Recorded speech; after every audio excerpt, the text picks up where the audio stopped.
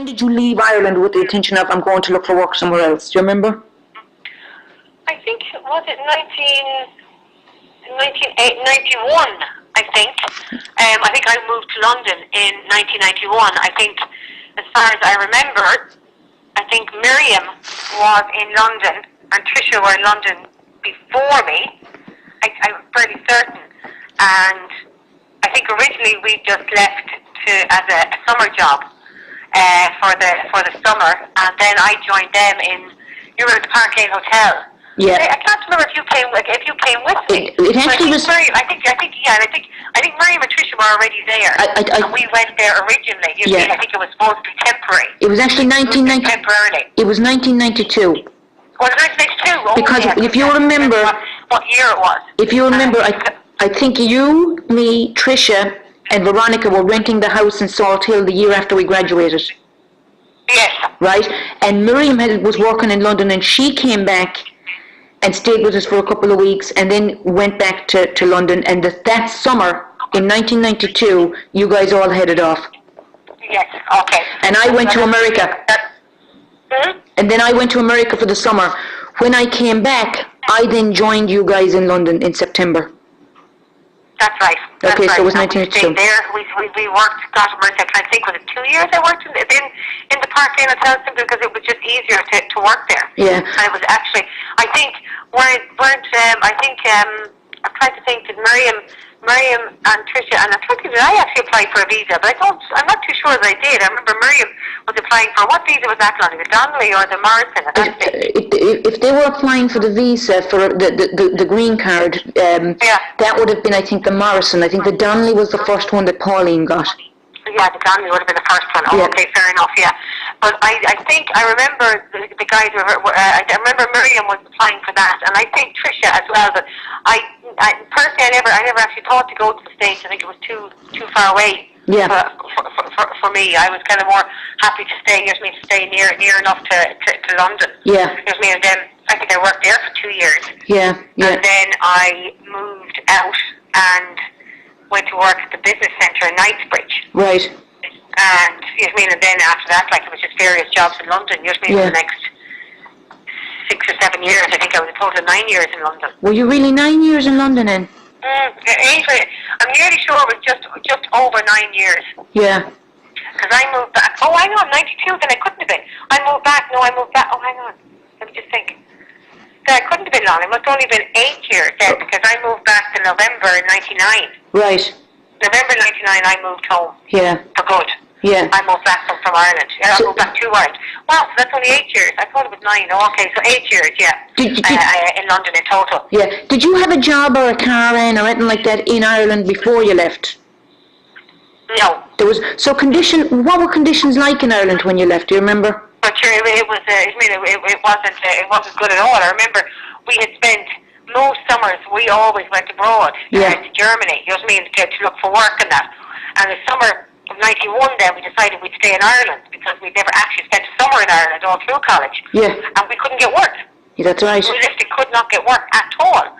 And at that stage, you might have had your degree, but you weren't, employable, or certainly, there was no kind of graduate recruitment. Maybe there was, but there wasn't anything that Yeah. I don't really think we felt we were employable at that stage. Well, we weren't qualified to do anything. Go on and maybe look for further education or something like that. But I know we certainly looked for summer work and we couldn't get it. So it was kind of the next thing, the easiest thing to do was to go where others had gone before you. And the lads had work in London for us. Yeah. So it was kind of right, well, head there. And London, anyway, is an easier place to find work than the whole of Ireland, probably. And you deliberately chose London because of proximity to Ireland, did you? Yeah. Yeah. In Norway, you couldn't, I don't think I would have been, I think probably changed now, but at that stage, I wouldn't have, I don't think I would have been happier, further away. Right. It wasn't something I ever even, it wasn't like I had no connection to the States, you know what I'm saying? I'd never been, or I had no relations over there, at all, so it wasn't anywhere that I would ever have, at that stage anyway, contemplated. Yeah. Were conditions better or worse for you in London than compared to Ireland? Well, I'd say they were better. For a start, you were working. Yeah. You were supported. you had, you know what I mean, it was a very easy environment, you know what I mean, because it was a live-in accommodation, you know what I mean, really, truly, it was obviously, you know what I mean, probably like something like upstairs, downstairs sort of thing, you know what I mean, because, you know what I mean, everything was taken care of for you, and it was very straightforward. Yeah, yeah. You know what I mean, we probably had, but I'm trying to think whether it was better than Ireland. I suppose it was different because we were working. Yeah. You know what I mean? You had disposable income. You know what I mean? Whereas we have that in Ireland. You know what I'm saying? So possibly, I would imagine the conditions were better. Yeah. For sure, and especially at that stage. I don't think there was much going in Ireland at that stage. Yeah, I think there really wasn't. Like, you know what I mean? There wasn't that you had really an option to stay. Yeah, yeah. Why did you go back to Ireland then in '99? Well, I went back because Mum was ill, very ill. Yeah. You know what I mean, in the September. I mean, I've been over, the year before I came back, I was home every month. Literally every month I came home because Mum was ill. And she got very ill in the summer of '99. And we were been given no information. And then, so when I came home in September, we arranged to our local doctor for her to see the top liver specialist in Ireland, and he told us basically, you know what I mean, you're looking at 6 weeks maximum. Yeah. And at that stage I'd been away for so long, you know what I mean, I wanted to be here with Mum, you know what I mean, so I literally, it wasn't even a conscious thing, you know what I mean, it was just, I went back home, back over to London and said, you know what I mean, I went to Peter, my boss, and said, I'm leaving. You know what I mean, I was gone, I'd say within a week. Yeah. And then, you know what I mean, I eventually went back over in November. I mean, Mum died in the end of November. You know what I mean, to collect all my gear. You know what I mean, but I didn't, you know what I mean, I suppose Dad was in such a state and that, you know what I mean, he was in the wheelchair. Catherine had Jonathan, and he was a baby, you know what I mean, it just, I didn't think I could, you know what I mean, I wasn't going to leave him, you know what I mean, here. Yeah. That's not the way, you know what I mean, so I didn't even contemplate going back, you know what I mean, it was just, I was coming home and that was it. So there was no second thoughts whatsoever, you packed your bags and went home because you had your sister had a young baby and you were going to take care of your dad. Yeah, exactly. Well, he was in a wheelchair, he needed a lot of work, you know what I mean? So, you know what I mean, there was no question of it, like, you know what I mean, that I wasn't going to come home, you know what I'm saying? Yeah, yeah. Yeah, it wasn't, I mean, it wasn't even a conscious thing, or, I mean, you know what I mean, I just did it, like, you know what I mean, that was that, it was just going to happen, and, you know what I mean, that's what I wanted to do. Yeah. Would you ever consider going back or immigrating again? And well, I actually seriously consider it at the moment because things are so bad here, and I reckon you'd probably get a better job in London. Yeah. But I think, you know what I mean, at this stage, you know what I mean, you have a mortgage here, you know what I mean, like a car. In ways, you do have a better, well, I don't know, I think, you know what I mean, I think I'm probably more suited to city life than I am to a small town in Ireland, you know what I mean, I think that aspect of it I would prefer, but I think at this stage, I don't see me going back to London, no. No, I don't think so. You know what I mean, unless I had, you know what I mean, having said that, I've never gone back to the wages that I was on all those years ago in London, you know what I mean? Yeah. But then, you know what I mean, you have checks and balances, you know what I mean, certain things are better, you know what I mean, that sort of way. Yeah. But, I don't know, you know what I mean, maybe if I clear the mortgage here, you know what I mean, like that sort of way, you know what I mean, but at the moment, you know what I mean, when you're not in the position to do that, you know what I'm saying, you can't really walk away. Yeah. You know what I mean, so I can't at this, I mean, right at this precise moment in time. Do you ever second guess the decision of coming home in the first place, or are you glad you did? Oh no, I do second guess it. I do, absolutely, because like I say, I'm really not suited to small town Ireland. I find a lot of it's very provincial, to be quite honest. Yeah. I say that to people that don't really know what I mean by it, you know what I mean, but I know you know what I mean by it, you know what I mean, because Ireland can be very provincial. Yeah.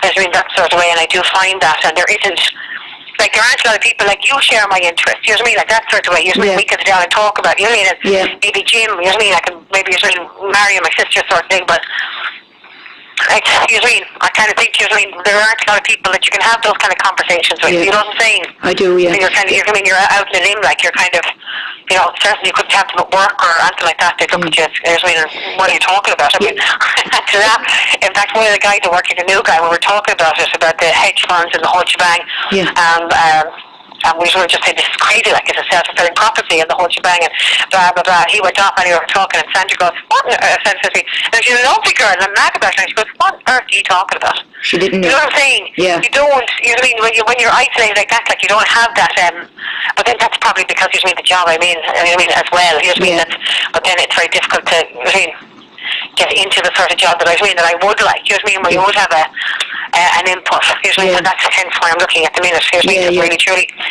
I definitely want to get out of what I'm doing. Yeah. So by provincial, you mean that basically just a broad mind about things, a little bit a global knowledge of what's going on.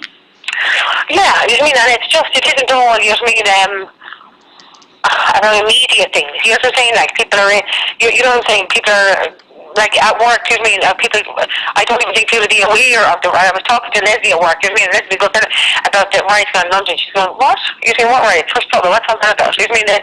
They don't even, you know what I mean? It's much more small, you know what I mean? It's much more about their immediate lives. Right.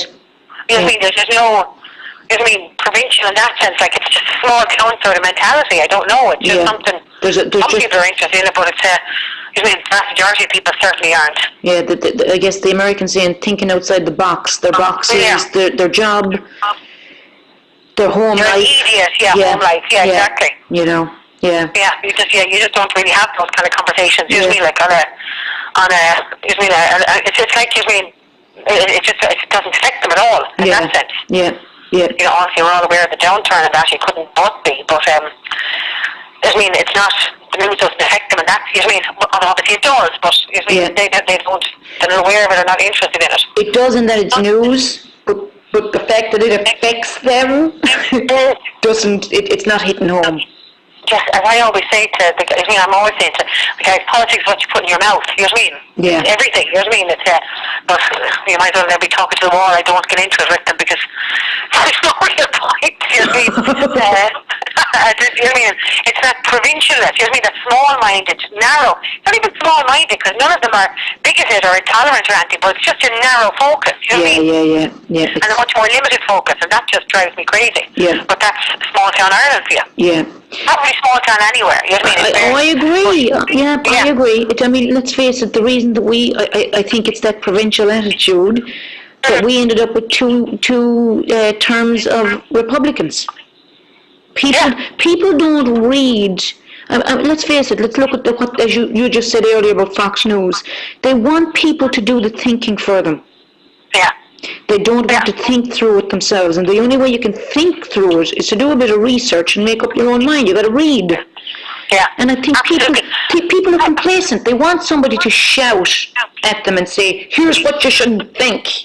Yeah, well, I'm just sick of people talking in cliches. And in fairness, now Sandra said to me the other day, she said so, we're talking, and then she goes, "No, I believe that's a cliche." And I roared laughing because, you know what I mean? Because I'm always the one, you know what I mean? Yeah. I can't bear people talking in cliches, you know what I mean? And I don't let them get away with it, sort of thing. Yeah. But simply, you know what I mean? Like I say, I was listening to your man on the thing today. Oh, they're closing all this and they're closing all that. You know what I mean? People can talk and say that, but where are the facts? As you say, this political fact checker, where are the facts? Yeah. Don't talk in generality, you know what I mean, like in stereotypes. I mean, if you know something specifically, otherwise don't start spouting anecdotes that actually don't get us anywhere. Yeah, and actually, that's right. And just because somebody says it doesn't make it true.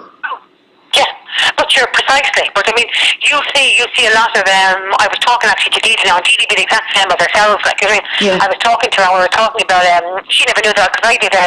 When I was in first year, I did logic and scientific method for about 6 weeks because I was doing economics, and then I bought the economics book. I dropped the subject and decided I'd do philosophy instead. But we were talking about logic, and you know what I mean, this, and I was saying, you know what I mean, you. From having studied that, only that very limited version of that, I can listen to people and realise immediately they're not actually making sense. Correct. You know what I mean? Like what they're saying, as they say in logic, your conclusion must follow necessarily from your premise, or else you're not thinking logically. You know what I mean? If you don't think logically, you have no arguments. You know what I'm saying? Yeah. And I listened to people the whole time on TV, and even BBC Newsnight. I was listening to a guy there last week, and I thought, you are spouting absolute tosh, talking in sentences that he's obviously had sound bites that he's heard before, and nobody was challenging him on it. Yeah, you know what I'm saying? I'm so because sick of people getting free pass, like, it's kind of...